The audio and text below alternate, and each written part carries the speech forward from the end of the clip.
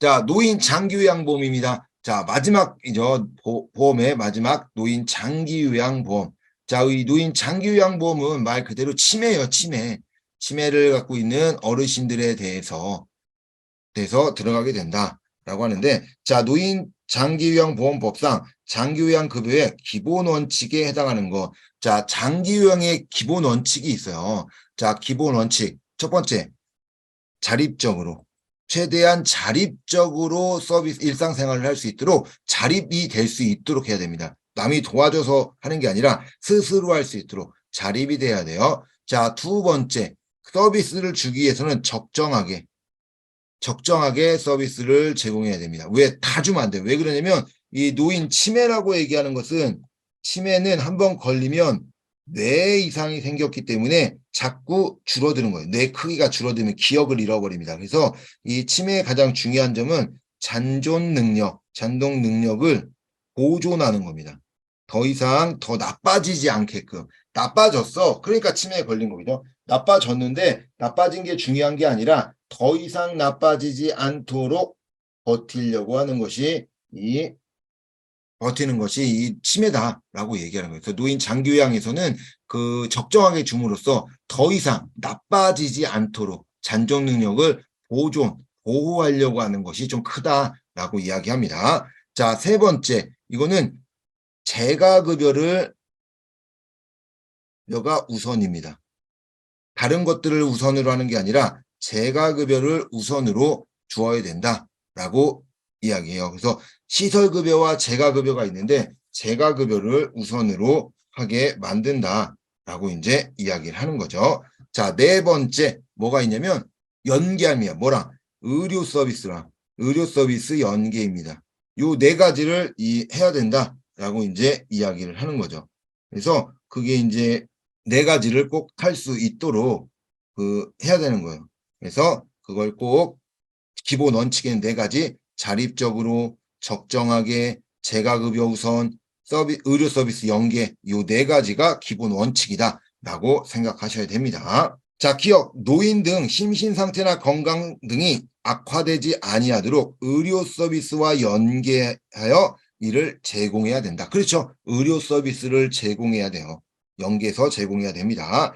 자, 노인 등은 자신의 의사와 능력에 따라 최대한 자립적으로, 그렇죠. 최대한 자립적으로 일상생활을 수행할 수 있도록 제공하여야 한다. 자, 디귿, 노인 등이 가족과 함께 생활하면서 가정에서 장기요양을 받는 재가급여를 우선적으로 제공해야 된다. 그렇죠. 재가급여가 우선이에요.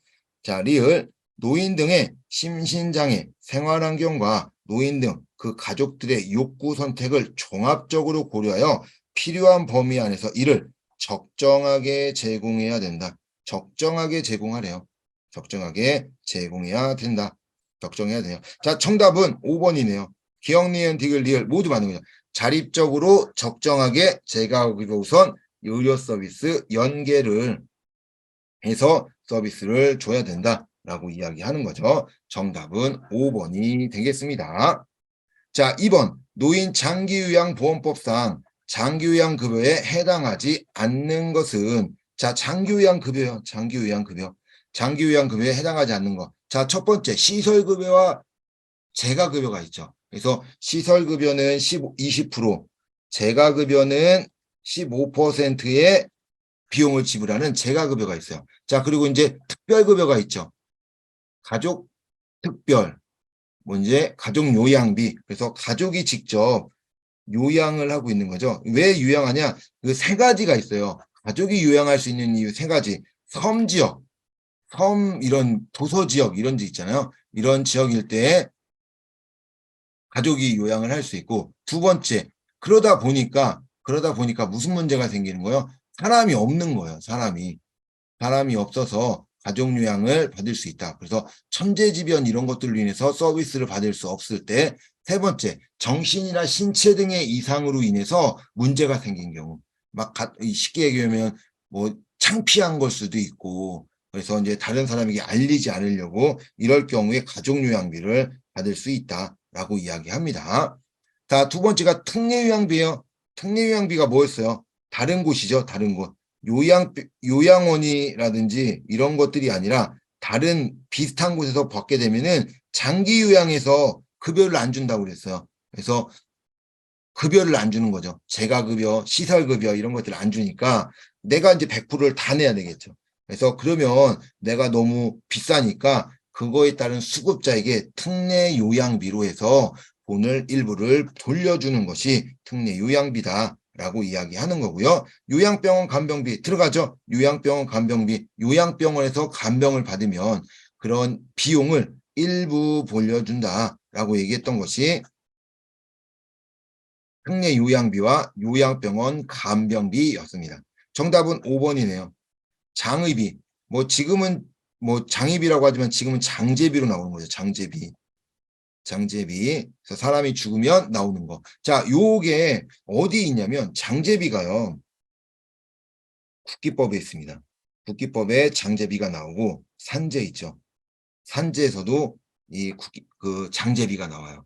그리고 또 뭐가 있냐면 원래 건강보험 있죠. 건강보험에 장제비가 있었어요. 근데 지금은 삭제돼서 없을 뿐이지 이런 곳에서 나왔었다라고 이제 생각을 하시면 되겠습니다. 자, 정답은 5번이네요. 자, 우리 이제 3번 장기요양보험법상 다음에 어떤 장기요양급여에 관한 설명인가? 자, 어떤 장기요양에 대한 설명이냐? 자, 수급자가 하루 중 일정한 시간이래요. 그래, 하루 중 일정한 시간에 오는구나. 자, 하루 중 일정한 시간에 받을 수 있는 게 두 개가 있어요.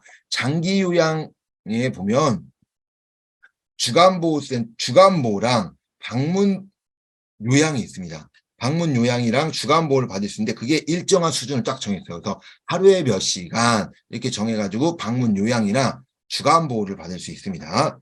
장기요양기관에서 보호하는 거네요. 자, 우리 보면은 방문 요양은 어디서 하는 거예요? 집에서 하는 거예요. 자신의 집에서 서비스를 받는 게 방문 요양이고 방금 이야기한 장기요양기관에서 하는 건 기관에서 받는 거죠. 더 신체활동, 심신기관 등을 유지, 향상시키는 훈련 등을 제공하는 장기요양급이다. 자, 일정 시간 동안이죠. 일정 시간. 하루에 몇 시간, 5시간, 5시간, 6시간, 6시간 이렇게 서비스를 받는 거죠. 자, 방문요양도 그렇긴 하는데 뭐 한다고 그랬어요? 자, 이거는 어디서 한다고요? 집에서. 방문 간호도 요양, 간호 서비스를 받아. 처치하고 이제 석션하고 뭐 이러는데 이것도 마찬가지로 집에서. 자, 정답 3번이네요. 주간보호, 주야간보호. 일정하니까 낮 동안이라고는 없으니까 낮이면 주간보호센터인데 밤이란 단어가 없네요. 그러니까 주야간보호가 모두 포함될 수 있겠죠. 자, 일정 기간 동안 요양기관에서 서비스 받을 수 있는 것은 이 주야간보호다라고 이야기합니다. 자, 단기보호요. 단기보호라고 하는 거는 우리가 이제 시설 서비스랑 똑같아요. 시설급여랑 똑같은데 그냥 그 기간이 좀 짧을 뿐이죠. 그 기간이 조금 짧아서 움직일 뿐이지 이 내용이 이제 단기보호로 들어가게 됩니다. 자, 기타 재가급여 이거 뭐요? 복지용품. 그래서 복지용 뭐 미끄럼 방지턱이라든지 뭐 손잡이라든지 뭐 낙상 금지 뭐 아니면 뭐 패드라든지 뭐 이제 이런 것들이 이제 재가급여에 들어가는 거죠. 기타 재가 복지용품에서 만드는 거다. 자, 이런 것들에 대한 내용은 3번입니다. 3번 주야간 보호에 대한 내용이에요. 자, 노인 장기요양보험의 내용으로 옳지 않은 것은 장기요양보험의 내용으로 옳지 않은 것. 장기요양 사업이란 장기요양 보험료, 국가 지방자치단체의 부담금 등을 재원을 하여 노인에게 장기요양 급여를 제공하는 사업을 말한다. 그렇죠. 맞죠. 왜 그러냐면 부담금 있다고 그랬어요. 국가 및 지방 20%. 그리고 장기보험료, 그 다음에 자부담이 있죠. 자, 장기요양 보험 사업의 피보양자는 국민건강보험법에 따른 국민건강보험공단으로 한다. 자, 피보험자네요. 자, 건강보험 따른 건강보험공단은 뭐예요? 보험자죠. 보험자. 피보험자는 뭐예요? 누굴 얘기하는 거야? 피보험자라고 얘기하는 거는 가입자를 의미하는 겁니다. 피보험자, 가입자는 가입자죠. 사업의 피보험자는 가입자입니다. 자, 그래서 건강보험공단은 보험자다. 3번 국가는 노인성 질환 사업 예방을 수행하는 지방단체에 대하여 이에 소요되는 비용을 지원할 수 있다. 그렇죠? 거기에 들어가는 비용들을 지원해 주게 됩니다.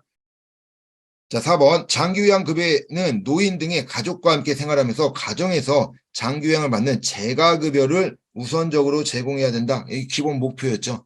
기본 목표로 그렇게 이제 들어가야 된다라고 그 재가급여가 우선적으로 들어가야 된다라고 얘기합니다. 자, 우리 이제 보건복지부 장관은 노인 장기요양 사업의 실태를 파악하기 3년마다 노인 장기요양에 관한 조사 등을 정기적으로 실시하고 이 결과를 공포해야 된다. 그렇습니다. 그래서 장기요양 시설도 3년 평가를 받고 있어요. 3년 평가를 받고 있습니다. 자, 옳지 않은 거니까 정답은 2번이네요. 자, 피보험자가 아니라 보험자다. 노인 장기요양 보험법상 이의신청 등에 관한 설명으로 옳은 것은 이의신청입니다. 자, 국민건강보험공단의 장기요양 인정 처분에 의의가 있는 자는 의의 있는 날부터 60일 이내에 공단에 이의를 신청할 수 있다. 자, 의의가 있으면 신청할 수 있어. 근데 60일이 아니라 90일입니다. 모든 날이 90일이다 라고 생각하시면 돼요. 그러니까 국민건강 노인 장기요양 이게 뿐만 아니라 모든 이의 신청은 90일이다. 그냥 모든 이의 신청을 할 수 있는 것들은 모두 90일이다 라고 생각하면 됩니다. 자, 이의 신청은 구두, 문서 또는 전자메일로 할 수 있다. 자, 구두는 안 돼요. 문서와 전자메일만 가능합니다. 자, 3번 국민건강보험공단은 장기요양 심판위원회를 구성해서 이의 신청 사건을 심의하여야 한다. 자, 건강보험공단은 물론 이제 건강보험공단 이의 신청이 들어왔어요. 자, 심사위원회 이의 신청을 심의하게 하여 하게 되는데 이 장기요양 심판위원회가 아니라 이 이의 신청을 심의하는 것은 심판위원회가 아니라 심사위원회입니다. 이런 문제가 어렵죠. 심판위원회, 심사위원회 어렵죠. 그러니까 장기요양 심사위원회에 구성하게 됩니다. 그래서 심판위원회가 아니에요. 자, 4번 이 신청에 대해 결격에 불복하는 자는 불복이 처분이 있는 날부터 90일 이내에 장기요양 심사에 심사 청구를 할 수 있다. 아니죠. 이거 심사 청구. 그다음에 뭐해서 재심사 청구죠. 자, 재심사 청구를 할 수 있다라고 이야기했었잖아요. 그래서 아까도 봤던 것들처럼 이 법들이 이제 조금씩 달랐죠. 그래서 우리 이의 신청을 할 때 제가 이제 그 얘기했었어요. 야, 이게 모두 다 똑같다. 그런데 건강보험만 좀 다르다. 건강보험만 이의 신청과 심판 청구고요. 나머지는 심사 청구와 재심사 청구예요. 심사 청구, 재심사 청구. 이게 첫 번째 하는 게 심사 청구고 이의 신청도 아니죠. 이의 신청이 아니라 이의 신청의 심사 청구 다 틀린 거예요. 그래서 이제 처음에 이제 심사 청구를 하게 되고 2차는 재심사 청구를 하게 됩니다. 자, 90일은 맞습니다. 90일. 자, 5번 건강보험공단의 처분에 의의가 있는 자는 행정소송법에 따라 행정소송을 제기할 수 있다. 그렇습니다. 행정소송을 제기할 수 있어요. 이게 뭐냐면 1차, 2차에서 진 거예요. 그러니까 즉 뭐냐면 건강보험공단에 뭐 한 거예요? 심사 청구와 재심사 청구를 청구했는데 이게 이제 안 된 거죠. 그럴 때는 이 행정소송을 걸 수 있다라고 이야기합니다.